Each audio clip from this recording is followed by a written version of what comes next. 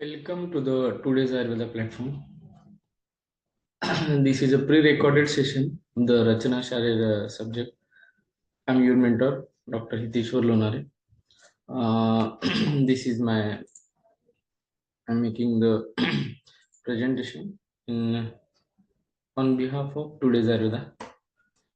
तो हम लोग आज एक इम्पोर्टेंट टॉपिक जो एग्जाम में पूछा जाता है उसके बारे में देखने वाले हैं. It's called as embryology.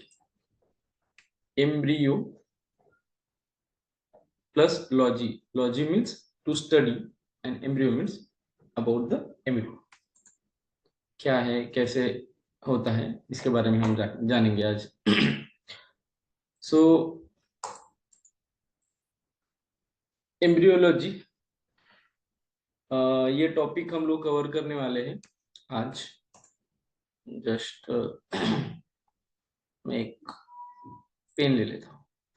तो आज के इस सेशन में हम लोग what is the definition and the branches of embryology, embryology and fetus, ये चीज क्या होती है, what is sperm.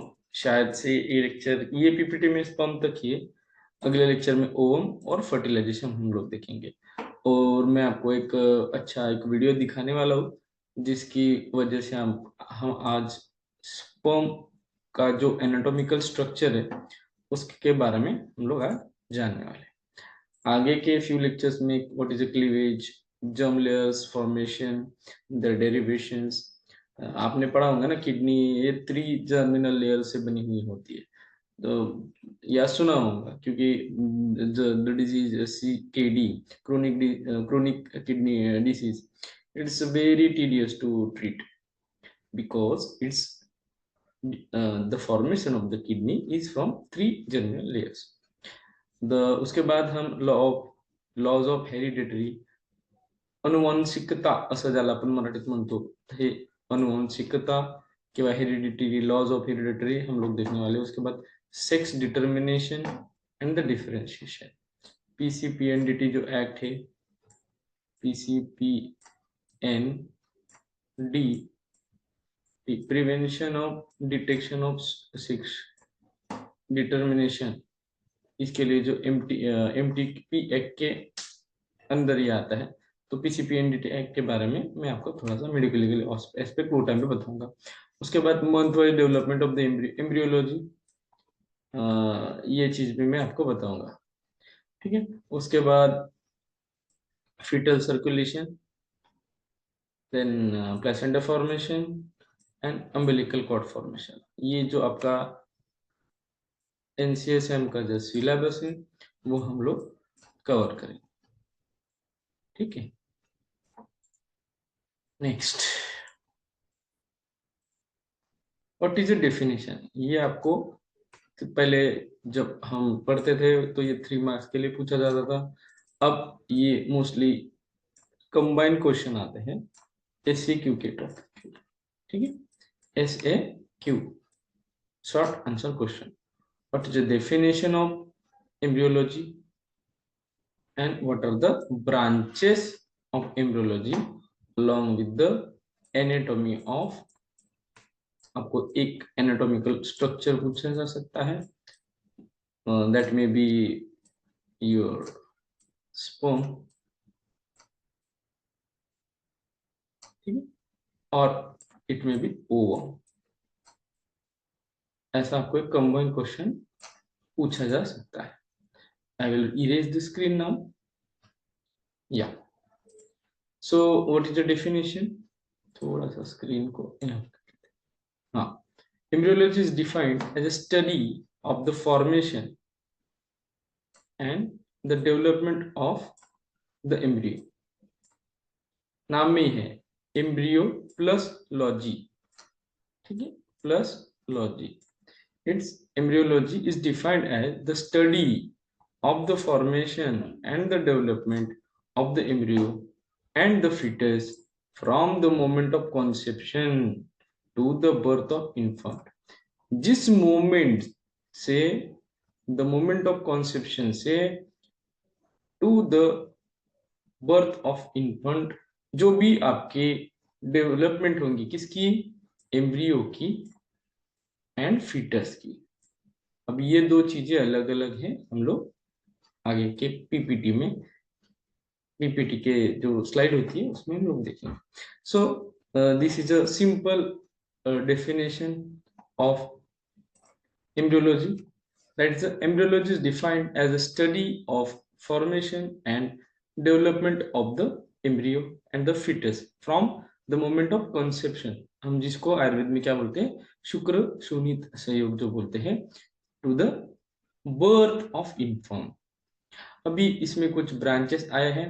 So how many branches of embryology, it's grossly divided into two. तो ये एक एमसीक्यू आपका ये हो गया। दूसरा एमसीक्यू कौन सी आती है, तो comparative, and second is experimental embryology. What is a comparative embryology? That comparative embryology involves a study of development event in other species। Compare कर रहे किससे, ह्यूमन के अलावा जो भी है डिफरेंट डिफरेंट स्पीसीज। फिर उसमें हॉर्सेस आ गए, रैट्स आ गए, कैमल्स आ गए। सो डिफरेंट स्पीसीज, स्पीसीज की भी डेफिनेशन होती है, the living organisms when they get mated, और उनका हम लोग बोल सकते हैं कि उनका सेक्सुअल इंटरकोर्स होता है, और उनमें अगर रिप्रोडक्शन से कुछ चीज पैदा होती है या वो वायबल चीज होती है, तो उसको स्पीसीज बोला जाता है। तो comparative embryology involves a study of development events in other species. अभी इसका एग्जांपल जो मैंने ये बोला था, ये था लाइगर। अब एक मूवी आया था लाइगर मूवी, मतलब टाइगर और लायन का मिक्सचर। उसके बाद खेचर, हम लोग जो मराठी में बोलते हैं, मराठी में खेचर ऐसा बोलते हैं, तो हॉर्स प्लस गाढव, इन दोनों का वो कॉम्बिनेशन वो वहां पे देखने को मिलता है। तो that's called as a comparative embryology. फिर वो उनमें कैसे पैदा हो रहे हैं, उनमें कुछ जेनेटिकली चेंजेस करे हैं क्या, ये सब चीजें जिस इसमें देखा जाता है वो हो गया कंपेरेटिव एम्ब्रियोलॉजी। आगे है experimental embryology। What is experimental embryology? It seeks to the mechanism of the particular cell migration and the differentiation। Okay, next, embryo and the fetus। किसको एम्ब्रियो बोला जाता है और किसको फीटस बोला जाता है, मैं लास्ट टाइम बताया था, ये उसके आंसर अभी। After conception, during first 2 months, during first 2 months, zygote develops, zygote develops। इसमें ये एमसीक्यू आपका आ गया 2 months, first 2 months after conception, during first 2 months zygote develops its main organs and just begin to recognize as a human। This period zygote is called as a this period, in this period the in this period zygote is termed as an embryo। Okay, so आपको ये चीजें ध्यान में देनी है। जब भी आपको एक आधा एमसीक्यू आता है तो आपको एमसीक्यू का थ्योरी आपको पता चाहिए। तो यहाँ पे आपको एमसीक्यू कौन सा है, I will make mark by using my pointer, highlight कर देते हैं। तो इसमें एमसीक्यू का है first 2 months of the zygote, this is your MCQ. तो इसको क्या बोलते हैं, एम्ब्रियो। आपको यहाँ पे भी एक ऑप्शन रहेगा, एक तो एम्ब्रियो ऑप्शन रहेगा, otherwise there is option that is, उसको फीटस बोलते हैं। Okay, so what is the definition of embryo? After conception, during first 2 months, zygote develops its main organs and just begin the recognizable as a human। In this period, the zygote is termed as an embryo। From third month, तो foetus किसको कहा जाता है, पहले 2 महीने जो है वो हो गया जाइगोट। देखो 2 कैसा दिख रहा है आपको, 2 जो है वो ई के समान हम लोग उसको निकाल सकते हैं। ओके, सो ई, ये हो गया 2 ई। तो जाइगोट 2 मंथ्स, ये उसका आपको निमोनिक्स बना लिया। या आप उसका शेप भी देखो, 2 ई, ये हो गया। फिर 3 जो है, 3 जो है हम मराठी में ऐसा लिखते हैं ना फ, तो उसको अगर आप कंपेयर करोगे तो ये 3 जैसा आपको सेम दिखने का मिलेगा। तो आपको ध्यान में देना है, जब तक 2 मंथ्स है तब तक उसको क्या बोलेंगे, एम्ब्रियो। और जैसे ही वो 3 मंथ्स के ऊपर चला जाएगा उसको क्या बोलेंगे, फीटस। तो what is the trick, 2E and 3F, the structural fundamental compare similarity between the basic fundamental writing, जो हम लोग 2 को E बोलते हैं और 3 को F कंपेयर करते हैं। तो ये आपका MCQ कभी गलत नहीं होगा। तो ये ऐसे ऐसे ट्रिक्स भी हम आपको शेयर करते जाएंगे, जैसे in due course of time syllabus बढ़ेगा। तो आपको 2E और 3F, मतलब ये ट्रिक याद कर दिए तो आपको क्या पता चलेगा, 2 मंथ्स तक उसको क्या बोलते हैं, एम्ब्रियो, और उसके बाद बोलते हैं फीटस। आगे जाते हैं, स्पर्म, इसी का हम लोग आज थोड़ा सा देखने वाले हैं in detail. What is the sperm, the spermatozoa are form in the seminiferous tubule of the testis and they are male germ cells. Spermatozoa consist head, neck, middle piece, body, and the principal piece or tail. These are the different organs. हम लोग जैसे कि यहाँ पे देख रहे हैं, आपको थोड़ा सा आई थिंक जूम का ऑप्शन ही क्या देखता हूँ, हाँ जूम इन, चलो। सो ये आ गया आपका मैच्योर स्पर्म सेल। उसमें सॉरी, उसमें सबसे पहला इंपॉर्टेंट पार्ट है, उसमें सबसे पहले इंपॉर्टेंट पार्ट है एक्रोजोम। ओके, एक मिनट, जूम इन में कुछ दिखता नहीं है, पॉइंटर पहले ले लेता हूँ, हाईलाइटर, लेजर पॉइंटर ले लेता हूँ, फिर जूम इन करेंगे। So so acrosome, acrosome, it's acrosomal cap is there, then there is acrosome, उसके अंदर न्यूक्लियस, और इसके नीचे जो है वो पार्ट है हेड।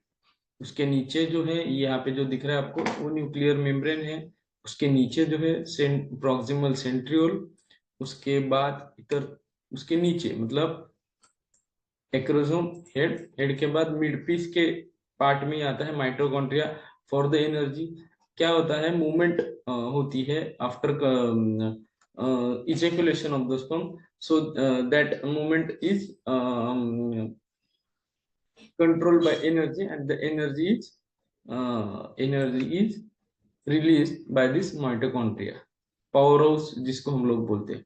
उसके बाद है डेंस फाइबर्स, उसके बाद है माइक्रोट्यूब्यूल्स जो आपको धीरे धीरे छोटे छोटे दिख रहे हैं। उसके बाद एन्यूल्स, उसके बाद फ्लैजेला। फ्लैजेला किस लिए चाहिए, क्योंकि उसको मूवमेंट के लिए, मोटिलिटी के लिए ये फ्लैजेला इंपॉर्टेंट है। उसके बाद फाइब्रस शीथ, ओके। उसके बाद circumferential fibers are there, then there is a axial filaments, these are the axial filaments, and last one is the tail, tail का जो part है वो है end piece. So basically this is a zoomed part of mature sperm cell, acrosome, head, mid piece और tell. ये diagram मैं आपको भेज दूंगा, आपको ये डायग्राम लर्न करनी है। जब भी आपको 3 मार्क्स के लिए पूछा जाए कोई क्वेश्चन, तो इसमें आपको लिखना है आंसर। ठीक है, आगे जाते हैं।